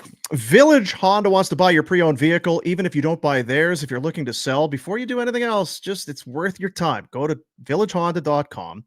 Begin the appraisal process online. It is complimentary, which means free. Payment within 24 hours if you come to an agreement. Competitive trade and buy-in values, and best of all, stress-free. They do all the work for you. VillageHonda.com, located in the Northwest Auto Mall, and the presenters of the Pinder Report. Thank you. Boom. Let's go back to Broadway last night, where Pike was in attendance for what a treat it was. The Flames back to business, controlling play against the Rangers. Lots of articles on FlamesNation.ca regarding that. Also, a few tidbits on Idar Suniev of UMass and Arseny Sergeev When are they going to potentially get signed and come to the big club? Lots up there as always, FlamesNation.ca. Now, we had noted that it might have been an easier night for Dan Vladar, and people in the comments, of course, because I can't listen to the show for them while I'm doing the show, are suggesting I'm taking runs at Vladar. Right. Here's a Vancouver-based reporter who just happened to be catching some Rangers before the Jets Canucks got going. The Rangers' performance tonight might be one of the worst games I've seen a team play all season. Unbelievable how disorganized they are as a team, how many egregious turnovers they commit, and odd man rushes they concede. This is not to take anything away from the Calgary Flames, who can only control their work ethic, and it was great last night. The Rangers were absolute dogs last night. They were awful. In fact, the Dan Vladar himself noted that it wasn't necessarily probably the easiest game as a Flame. That's from Wes Gilbertson. Dan. Probably my easiest game as a Flame. What about that first shot, though? The first shot of the game. How was that? Shush, dude. Yeah, after that, he just sort of settled right in. Also, tough night for JT Miller. I don't know if he and Kevin Ball are going to be nut buddies. Timothy and no nut buddies? There was a little bit of bag tag going on here. There's Kevin Ball saying, "You're it, cup check." When the broadcast got to this, it looked like he might have got slashed on the wrist or something the way that he went down, but that is just a straight family jewel shot right there, Dean. And it's a weird one because it seems kind of innocent. You're not up there, JT? But I feel like Miller's not a guy that's he's not gonna do that. Maybe JT stands for just the tip, Dean. We don't know how these things work. Let's keep moving. Rough night for the referees. I don't know if you saw this large human collision. Adam Klapka, 6'8", running into Matt Rempe, 6'9", or Remke, as some people are calling it. There goes the ref. Oh, dear. Stop. Oh, dear. You can't sit there. Oh, you can't do that. Get out of here, you. Flames, I told you about their last 6 games. Once they've got more than 2 goals. They are somehow miraculously 500 over that stretch. More stats on when we get 3 or less. Flames have 21 wins. Can you just kind of tell us what's the Cole's notes of this? It's a lot of numbers. It's a lot to take Most in. wins in a season when scoring 3 or less in Flames history. 30, 25, 24, 23, 21 this year. It is already a top 5 performance with a month to go in the season on the number of wins when scoring 3 or less. Now, keep in mind, 03-04, that was incredibly low scoring year. I mean, we're talking like peak dead puck era. You could win with 3 pretty regularly. This team continues to win, despite, not getting to 4 goals almost ever. It's wild. Yeah, I mean, it's admirable. It is. We understand their strengths and weaknesses. Yeah. Like, I'm just looking, how many bloody wins do they even have on the year? 31. So regulation even would be even less than, God. It's miraculous they're hanging around. Last place in the league in goals for and fighting for a playoff spot. Love to see it, I guess. Here's the thing, though, about the Flames. Not everyone is clicking. Bad news about our Yegor. Our Yegor? Our Yegor. Are you familiar with our Yegor? Scoring chances at 5-on-5, 33-14 for the Flames. So last night against the Rangers, at even strength, almost a 3-to-1 ratio on scoring chances favoring the Flames. Walloped them in scoring chances. With our Yegor on the ice, Flames outchance 7-0. You can't make this shit up. It's not been a good run. Oh, yeah. Maybe he needs to play his old team. Little spark. Maybe he'll be better against the Devils. Maybe you need to shut him down and just give him a little summertime here. That deal hasn't kicked in yet. Christ. Yeah. I don't know that it can get worse, but then I saw this stat and I'm like, that's worse than I thought it was. And it's like, truthfully, what do you sit him and bring in somebody else? Is he hurt? I don't know I honestly don't know what you do. And I don't know. Play him. how much that injury in the fall is a part of this or not. Because if it isn't, boy, that's some heavy excuse making. And if it's like, yeah, he never was right after that, well, then just shut him down. He's useless right now. Yeah. Like Rory Kerins can come in and fill his minutes. I want the best for Igor. I do too. Igor, we need him to have a good offseason here. Have an off season, son. Let's look at the standings. We'll start out west. Calgary Flames get a win. St. Louis Blues get a win. Vancouver Canucks, shockingly, against the West leading Jets, get a win. So now the cutoff is 75 points. Calgary has a game in hand on Vancouver, 2 points back. Blues are 10-2-2 in their last 14. St. Louis? Oof. What is going on with the Blues? Very good under Jim Montgomery. And now that we're hearing this morning, Colton Parayko ain't going to need the full 6 weeks that the original timeline had stated. Oh, he should, though. He should. Colton, rest up. I would not rush back. Don't be hasty in your decision making when it comes to your health. I think he'll be hustling back to help this team get in. Now, the playoff odds in the West, this is per Sport Logic. I know Sportsnet uses the Sport Logic stuff a lot. They like the Blues a ton with the easy schedule and the hot play of late. They kind of have the Canucks and Flames at a bit of a coin toss. Utah, wet fart, man, just hanging around, but don't think it's happening. My goodness, that's, Sport Logic. Don't worry, we got some more odds too. Let's go to the East, though, first. East standings, man, this is a good playoff chase, too. Look at the bottom, all these teams involved. Ottawa, 77 points is Wildcard 1. Habs are into a playoff spot, have 2 games in hand on the Rangers and a point on them. Islanders, they're doing the Utah thing. They're hanging around like a bad fart as well. Columbus has been a great story. They got to get her going. Wings haven't hosted or been in the playoffs in ages. That would be fun, but they're also way back, and I think we could probably take the Bruins out back and give them the old off to doggy heaven routine. Yeah, feels like there's a full-on effort there to not win games. Unlike the Penguins, who, Jack, have taken themselves out of a top 5 pick here with their recent run. They did find a way to, they did screw that one up last night. Yeah.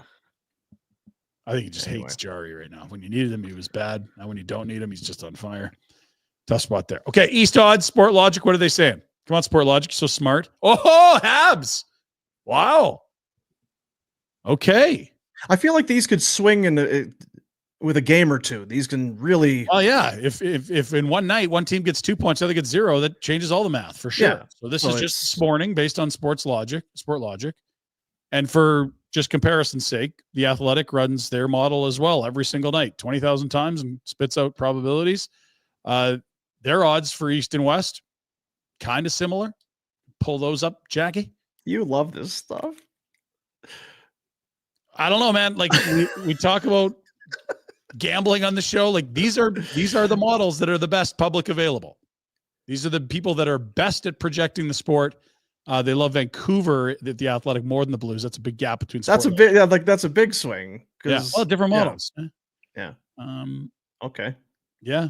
No, there's no crystal ball that knows. It's just certain. Yeah. Right. Interesting. Flames and almost makes you wonder how much stock you should put into them.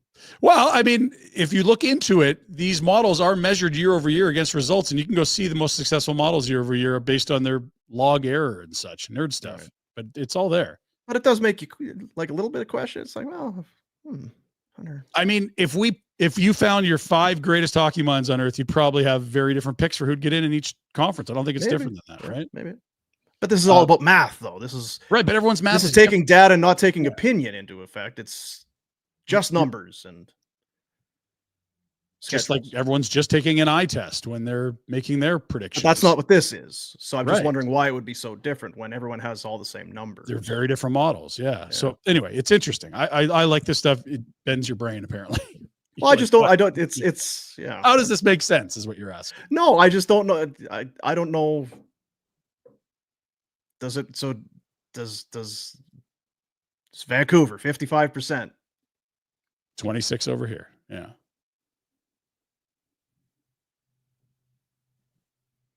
I don't get it either, Dean. What do you mean they're very different models? So they don't have like a little man in a closet that sees the future. See, you always do this. You get demeaning and degrading about it when we ask when we ask a question. So what is it about? So and you're like, well, it's not some fat guy sitting on a couch with potato chips. It's math. Well, so I would say some models would be built up based on roster composition of individual players. So you'd have a grade or a score for each player and add those up. And then the total of that team, when you play out their schedule in 20,000 simulations, it does X. Other models would say, here's how the team performs. We're not looking at individuals. I mean, there's a million different ways to do it. But my whole point is that people building these models for decades, and you can track which ones are most accurate over time. None of them are perfect. I think that's one of the biggest complaints people have is like when analytics has a miss, it's like, well, yeah, nothing's perfect here, but it's just we're trying to use information and data in different ways to see if we can learn more. So of course, different models that have different inputs are going to spit out different results. They're not way off, but they're totally different looks. I mean, Money Puck always has been really friendly on the Flames probabilities this year versus the Athletics been very low on the Flames this year. Yeah. They're measuring different data. Anyway, it's huge, massive formulas that I don't understand, but I know that it doesn't mean they're useless. Just like you could go to one GM and he really likes the Canucks to get in, the other's like, nah, it's the Blues right now. It's not, doesn't strip one of validation if it's incorrect, right? Sure. We'll move because that was fun. The mucky middle, need an update on that. Flames still 3 points out of this. God, that would have been a good night for the Rangers to show up last night. Shesterkin did his part, Dean. Imagine being 1 point out of a top 10 pick right now. The Rangers also did their part. Oh. One of their players showed up to work. He was the goalie. And it's not like we're well into this season. This is between 67 and 69 games played. Insane. To be basically in, but so close to bottom 10, which again, bottom 10 it's not a good season. So what are you? Are you having it's a horrible season for right? So are you having a good year or an awful one? Yes. And again, if you look, that little pocket of 6 teams above the red line, that friends, is peak sadness. That is, give your first rounder to Montreal in a horrible trade. It will at that point be horrible. And also miss the playoffs and playoff revenue and the fun of having parties in the spring and all that stuff. Peak pain. Don't do it.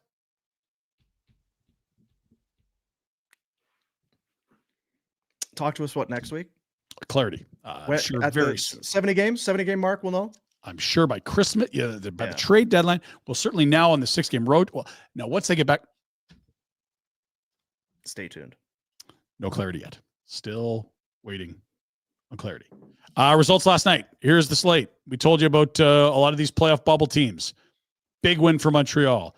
Islanders somehow staying alive after being sellers at the deadline. Blues, big win to keep in wildcard mix. Canucks, huge win over Winnipeg. Calgary gets a road win, as we've talked about a ton.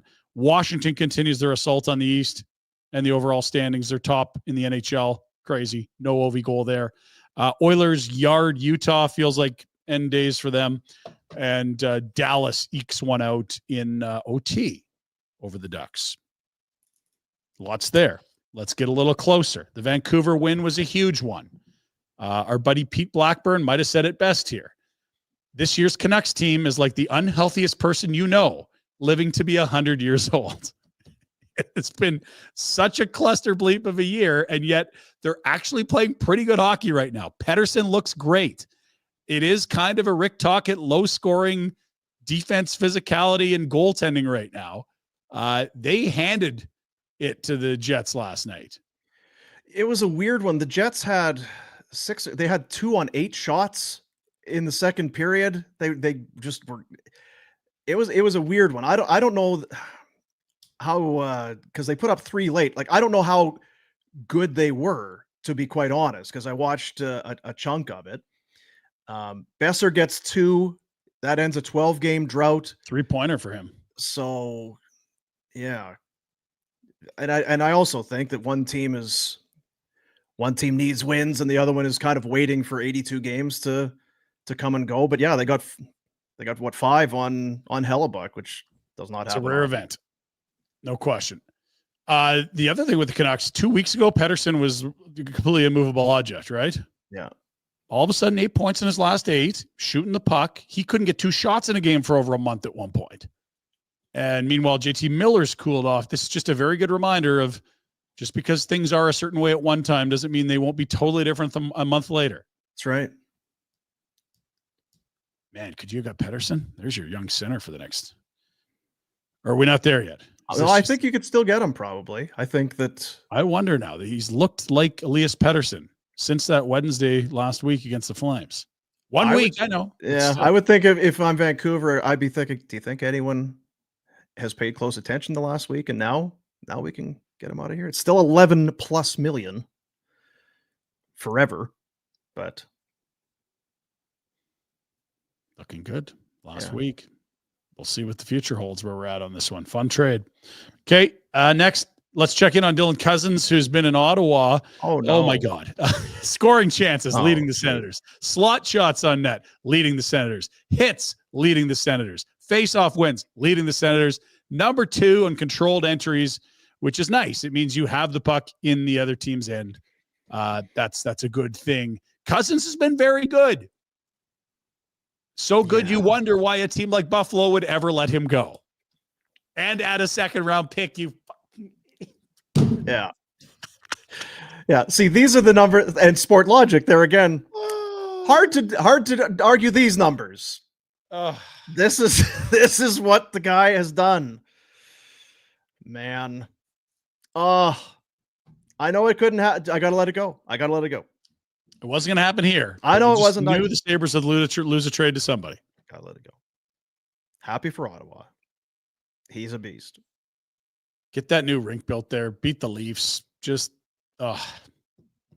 right? They got a new rink on the way. They're getting there. Yeah, they're not quite where the Flames are at, but yeah, they're still doing the political posturing game. Yeah, I get. I feel like the new owner's going to find a way there, though, right? Yes, he's trying to do what all the owners do, which is how do I pay the least and get the government to pay the most? So he's still figuring that part out, but they'll get their rink done.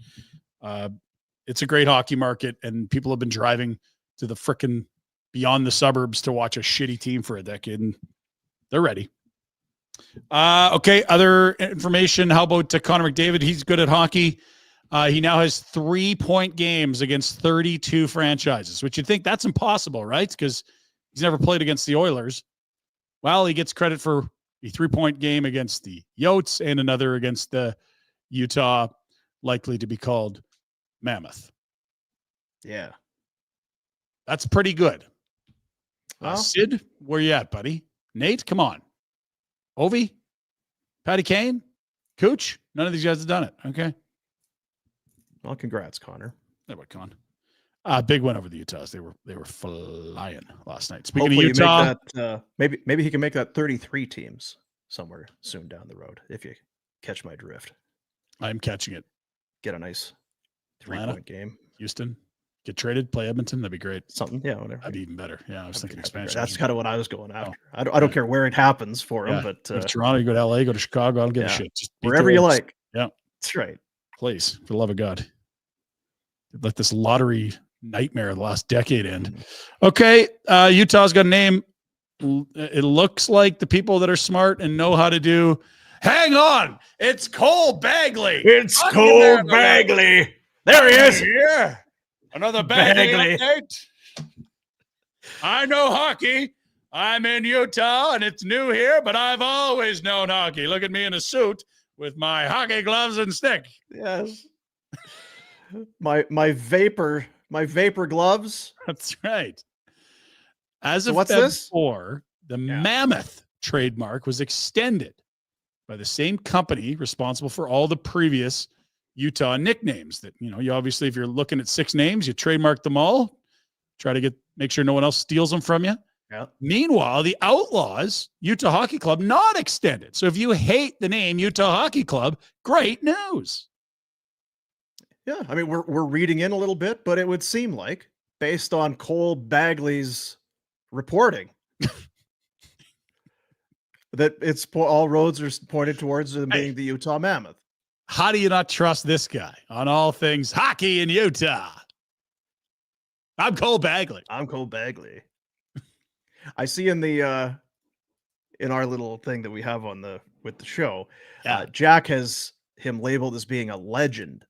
Oh yeah, but has spelt legend Legned. Legned. He's a legend. He's a legned. Cole Bagley here, Utah legned.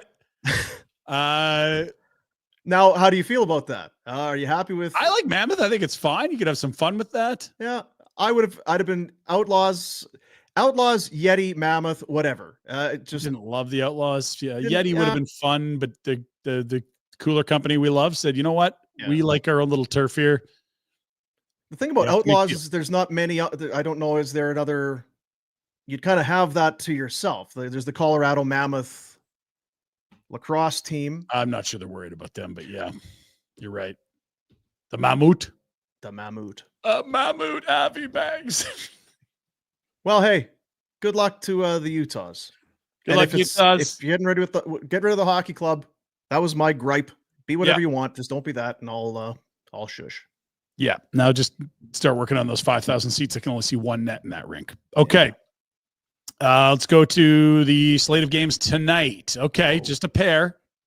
It is a doubleheader on TNT. So you will see Matthews and McKinnon as the early game, followed by whoever the hell plays for the Kraken and injured Kirill Kaprizov and the Wild. I'll probably watch the early one and then tap out. Yeah. Not sure Minnesota Seattle's going to get a lot of my time tonight. Doesn't feel like an auto banger. It might have to surprise us there. More on our Bet365 bets later. There it is. You'll see it on, there's the doubleheader in the States. In Canada, we got the McKinnon, Matthews, a couple of perennial heart type guys. Yeah. Yeah. Yeah. Game tonight. Sure like the art. That's 3 graphics for a 2-game night. Graphics more than games. More graphics than games. That was like Jack's buddy at that huge game at the Dome a few weeks ago. He said, we had more bleeping something on the ice than goals. What was it, Jack? What was thrown on the ice? No, they're playing Detroit. There's more squid on the ice than there were bleeping goals. We had more squids than goals. Good to know. Stefaz, our boy. So what's tonight? Sorry, it's too much. I can't go through it again. Okay, I'll Google it. Giving you 1,000. Oh, okay, there's a schedule. Got it. So tonight, yeah. Still a doubleheader, right? But also so I have to stream it on Max? If you'd like to. Okay. Yeah, I know for all our American viewers, that's big. Okay, but TV. But also Sportsnet in Canada. Right. Yeah. Well, at least now I know at least someone who plays for each team. Right. And the start time in the time zone 2 time zones away from me. Got it. Yeah. Someone in this time zone that's hauling a lot of ass is named Gavin McKenna. I don't know if you're paying attention to the season he's having, but he's not even draft eligible this year. Yeah. And Byron Bader, our good pal, Calgary-based, he does what he calls NHL equivalencies, where depending on your age and what league you're in and when your birthday is, how your points accumulated compare to all the other players of the last 30, 40 years. And he's having the best draft -1 season since Mario bleeping Lemieux, which safe to say it means he's having a good year. Yeah. There's been a lot of players that have torched Junior, but to only have Mario ahead of you, wow. And that's like you say, 7-point game on the weekend. You noted on Monday. He's not eligible to be picked. Not even yet this year. He's got 125 points in 56 games as a 17-year-old who's not even eligible to be drafted. Whew, mama. And in fairness, he's not even leading the league in scoring. So, Andrew, is there another 17-year-old in there? No. But yes, it's impressive stuff. Yeah. Yeah, and where he plays next year and who gets to draft him, those are fascinating stories as well. Boy, if you could just bottom out for a year or two. Can we put Dustin Wolf on a sabbatical? Can he go like walk through the ancient ruins of Rome and do a course abroad as part of his university or something just for 1 year? Just 1 year. Yeah, I'm not sure. No. It's gonna go. It is Washington Capitals draft pick Andrew Christel. As the Caps, we continue to tell you you're great at draft and develop. 126 points. One more. A few more than McKenna. With one more game played. Jeez. Good work, Gavin. Good work, Byron. The toast of Medicine Hat. Let's keep moving. All right. Also, he's from, I believe, Northwest Territories, is he not? Yeah. From one Cousins to another, while the Senators are loving Dylan Cousins, I wonder if Jack would love No. Cousins in Pittsburgh, because Aaron Rodgers saying, I'm in no rush to get this done. And the Steelers are already pissed. What was it? Cam Hayward's like, look, you either want to be here or you don't. Stop screwing around. You want to be a Steeler and get your ass here? If you don't, stop wasting everyone's time. You like that? You like that? Do you see they're doing the quarterback show again? He's on it again. Is he on it again? Yeah, he's on it again. Who else is It's it? him, Goff, and Mahomes. Good shows. Anyways, yeah, I'm sick of this Rodgers things. Like Cam Hayward's already calling him out on podcasts. He's not even on the team. He might not ever even be a Steeler, and Jack's already done with it. It's just too much. I don't know how you'd. It's not like the talent is undeniable anymore. To bring that into your locker room, I just don't know. I saw that the Vikings have basically said we're moving on. We don't know that it's going to be JJ McCarthy, but it's not going to be Aaron Rodgers, and we're not trading JJ McCarthy. That's the other thing they've said. They're going to give him the shot. And what was it? Cam Hayward was saying, if he needs to go on these like midnight trips into caves in the Galapagos, like we just screw him. We don't need him. I think he's just going to retire. He's going to milk this as long as he can and then retire. Just for the sake of the Jackometer, I do hope that he signs with the Steelers. But that's selfish for the show. It's really selfish. It's to the point I would feel terrible for Jack. I really would. My adoration of Jack is more than my desire to watch Jack suffer. So right, but once he goes 3-0 out of the gate, and Jack proclaims them locks for the playoffs and favorites, and it's going to be. We need this. Cousins would be okay. Jameis would be great too.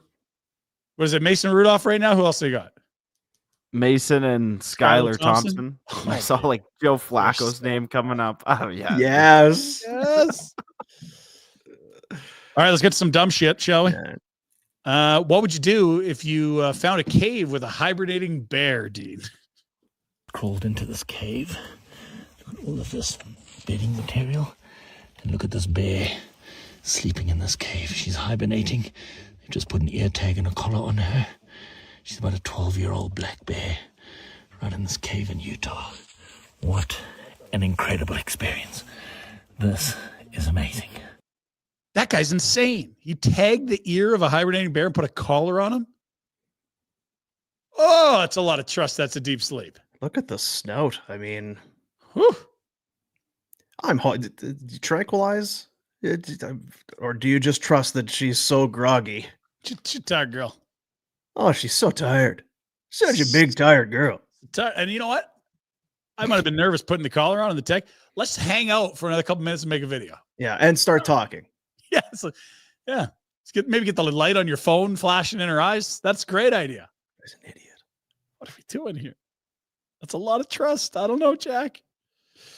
Okay, we got some other dumb stuff. Walk us through the rest, Jack. What do we got? Okay, this is a shot we're going to bring in for the next Christmas show.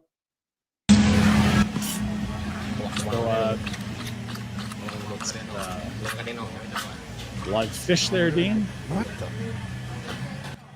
Okay. No? What, you don't like sushi? That's bad. All right, we can go to the next one. Fine, Jack. That's fine by me. Bloody hell. You're not in? You guys, I mean, Now we got video of you on the weekend here. Yeah.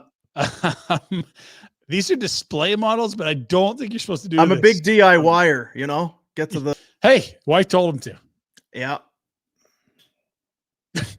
Yeah, she did.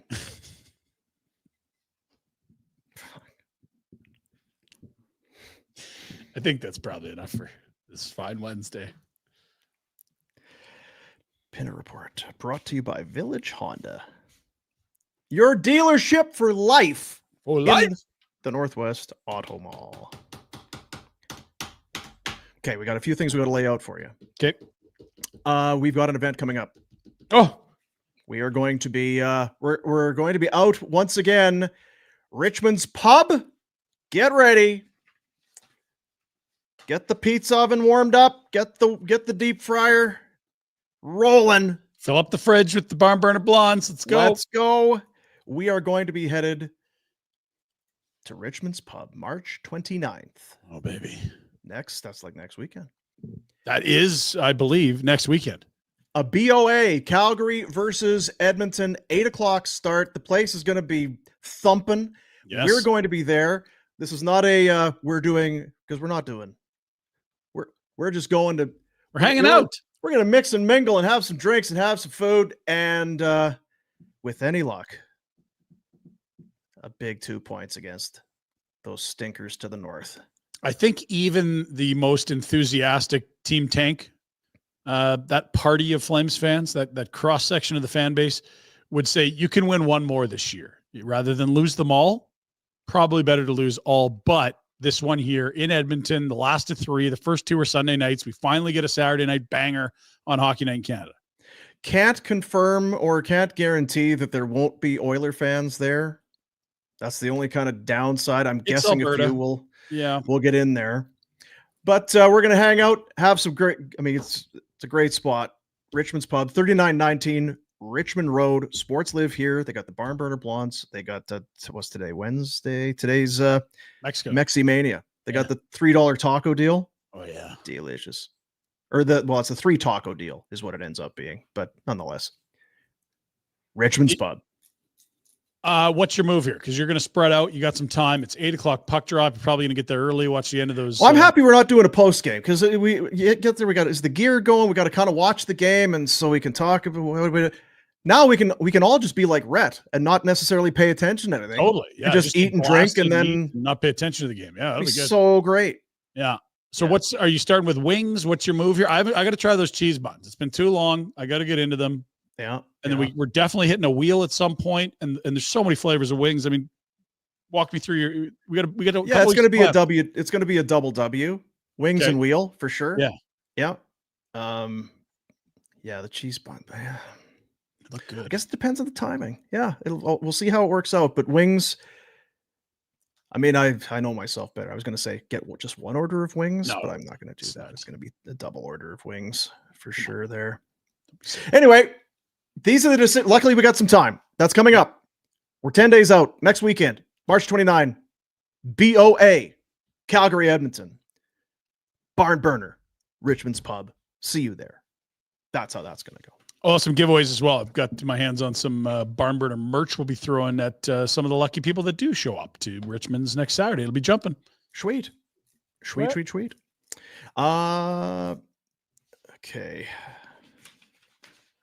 Few things here we got to get through yet. I'm going to tell the folks about Tim's tomorrow, Jack. I'm going to tell them about it tomorrow. Sounds good. And then again on Friday. Heading into the weekend because it's getting down to the March 23rd. That's right away. It's getting down to it. I will tell you again, it's because it's time sensitive. I'm going to tell you about Service Credit Union because you got to get over there. If you haven't already, it's $1 million. Is there anybody else saying, hey, if you come here and support our business, there's a chance you win $1 million? I don't know that I'm getting that in a lot of places. It's the Big Share Contest with Service Credit Union. April 30th, 2025 is when the contest ends. Skill test required. For rules, visit service.ca/win. Every $500 saved gets you 5 entries into the Big Share Contest, and all you need to do is become a member and start saving with Service. I think you'll notice there's a lot of them Probably one near you. They're everywhere. They are everywhere. Yeah, they are. Makes it Small nice and town easy. hockey tournaments. Like what? This place hardly has a main street, and they've got one. That's amazing. It's nice feeling like you're being supported, you know? Got my It's back. nice. Yeah, that's right.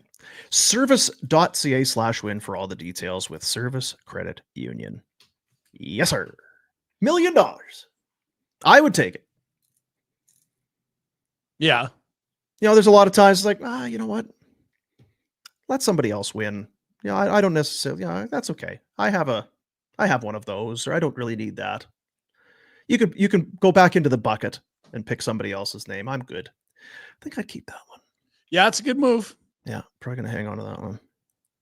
Well, it will be tough replacing you, but it was always fun working with you. Yeah, I know. Jack, walk me. So we've got a courtesy of the Hearing Loss Clinic. We've got a little giveaway going up on our social medias. Ooh. Is it Yes, sir. are we just doing Instagram for this one? Just Instagram, yes. All right. Maybe the next one we get some X love too. Yeah, so if you're not on the IG, is that what they call it? The gram? The grammar. Yeah, if you're not on the gram, maybe you want to. And then you got to do some following. You're going to want to follow Flames Nation. You're going to want to follow Barn Burner. You're going to want to follow Hearing Loss Clinic. Look what we got. Look what we got right there. Oh, look at this. We got a nice That's little boost. a bottle of wine and a Rasmus Anderson jersey. Has that got the tie down on the back there? Because you're going to need that. Maybe because we're going to give this thing away. You could wear it next week to the BOA, and you're going to want to tie that sucker down because you never know what happens. Especially, yeah. The folks from Shelbyville start. Right. Oh, McDavid, blah, blah. You settle down here. Yeah, they just I'm tied down here. So a nice little prize pack from from Travis and Sabrina and everybody at Hearing Loss Clinic. You could be a winner. Market wines, a nice little bottle of wine, and an authentic Rasmus Anderson jersey. But you got to go to Instagram. It'll be on our Instagram. All the details will be in there as to how to enter. There will be tagging. Is that fair, Jack? You're going to need to follow and tag, and that's all going to be laid out. Follow everybody, tag everybody. Yeah. That'd be good. If you're not following Hearing Loss Clinic on socials, you're missing out. They do all kinds of great giveaways. And this is one with us. So get going here. We'll pick a winner Monday on the show. And then I believe we have another jersey and another bottle of wine. Yeah. Coming up. Yeah. Awesome. Fruit basket and a bottle of wine. A bottle of wine. Hearingloss.ca. So follow them, and then I'll get your ears checked out. Get an assessment. Book it in. Get yourself booked in there. Get it. Go get it now. Instagram today. Go get IG. Graham. Bet365. Breaking news coming in from Bet365. Every nail-biting overtime win is a barn burner. Every face-off, hat trick, power play, shot on goal, penalty shot, and every suspenseful minute in between is amazing. Whatever the moment, it's never ordinary at Bet365, official partner of the NHL. Download the Bet365 app today and use the code NATION to get in on the game. You must be 19 or older. Please play responsibly. I think there's 2 games in the NHL tonight. There are 2. I think we had a graphic or that. Okay, I got a lot going on here, so I'll walk you through what I'm thinking. I just watched the Leafs the other night, and we saw the Avs on Friday. They don't struggle to create scoring chances. I don't think they're bad defensively necessarily, but this just feels like a firefight between 2 of the most skilled teams in the NHL. We'll take the over 6, paying -110. 4-3 gets it done, for example. That would be 7 goals. The other game, I'm hitting a parlay. I love the under between the Wild and the Kraken. These are not the most offensively gifted teams. The Wild are going to tuck this one in nice and tight to the vest, I'm thinking. I like the Wild to win it, and I like under 5.5. So, for example, a 3-2 Wild win, that would be the under. All right. Moneyline win. Beauty. Bet365. Sign up. Use that promo code NATION if you haven't already signed up. And if you have, be 19 or older. And be responsible, would you? That'd be great. We'd appreciate that. And doing our part, giving back just a little bit. We've got the Super Chat. Proceeds from our Super Chat go to the Youth Centers of Calgary. It's a place where kids can spend some time after school instead of maybe getting in trouble. Get bad influences, good influences. How about some good influences? Yeah. How about that? Just when you thought the tank was on, wee again. William Barch, 279. Yeah, He was so excited he had a wee. I don't know that the tank was ever on, but the tank people were loving the Toronto result, I'm guessing. And we talked about it. You're like, look, I just don't know how much longer. I mean, but they're not going to tank, right? You can hope or want or feel like that's the best course of action, but the team isn't going. No, I think more the tank is the thought that get that top 10 pick, which again, they're only 3 points out of. A bad week at the office would put them firmly in the top 10. Yeah. And then the eye rolling emoji. Oh, Jay. Oh, here we go again. Oh, that's what Devils don't know what to expect tomorrow. And the Islanders, they're going to be brutal. No, they've actually been really good since getting rid of Brock Nelson, moving assets out. I don't get it. Yeah. All right. Duke. The Yeti brand should have been the sponsor of the Utah Yeti. Then name the rink the Cooler. Would have worked. Synergy. Yes. That would have been a great idea. I'm sure they tried to do it, but agreeing on how much money one person should pay the other person would be the challenge. I know the Kraken do have a business relationship with Seattle, the Rum and the hockey team, and that was a hurdle they had to clear in their trademark stuff. So they came together and found something that worked. Yeti and the Utah hockey ownership could not get on the same page for what that was worth to who and how to partner. A lot of money. Yeah, it's a lot. The hockey team is going to want to put the team name on a T-shirt. Yep. And the other guys are going to be, well, it's kind of it's our trademark. It's kind of our thing. For our stuff. So it'll be okay. It'll be all right. Cooler would be the hell of I think that the Yeti company, they're on a roll. New colors coming out all the time. I'm an insider. So you got that. And then on the hockey team, I think they're going to better days ahead. Yeah, I agree. Yeah. They get some money to spend. Everyone tying them to Marner this summer if he gets to UFA. Ooh, Utah. Well, what do we want to tell you? I mean, it's the Devils tomorrow. It's a 5:00 start here in the mountain. Wolf v. Markstrom. Maybe. Or is it Vladar? I don't know. It's not like Vladar's going to be tired after last night. No, fair enough. But yeah, we'll be getting ready for it. I would love to have because when we talked to Ryan Pike yesterday, he's out in the New York area there, and we asked about Thursdays. Well, I've got to go to New Jersey. It kind of sounded like maybe that was not going to work for him, but I'd sure like to. You leave that on my desk, okay? Yeah, be nice to talk to Pike with a Pike update. A little Pike bomb from maybe even a Pike bomb. That's right. So that's on the show tomorrow. Thanks to Noodles. Where do people vote on the candy bracket? We want to get those votes in. The voting it's opened yesterday. It will close on Friday. It's the Sweet 16. Link in the description, podcast and YouTube, and I'll throw it in the chat one more time here before we go. Get your votes in. We're still working on that website, Dean. I don't right. Yeah. Well, what about social? Do we have all of that on our? Yeah, all our social. Like if you go onto our Instagram story, you'll see a link. You'll just click on it. Twitter as well. All over social as well. Yeah. Nice day for the fellas today. They probably floored it last night in Manhattan. Maybe. If only there was a place to go. Find a drink or two. They're resourceful. Yep, they are. Well, that'll do it. See ya, buddies.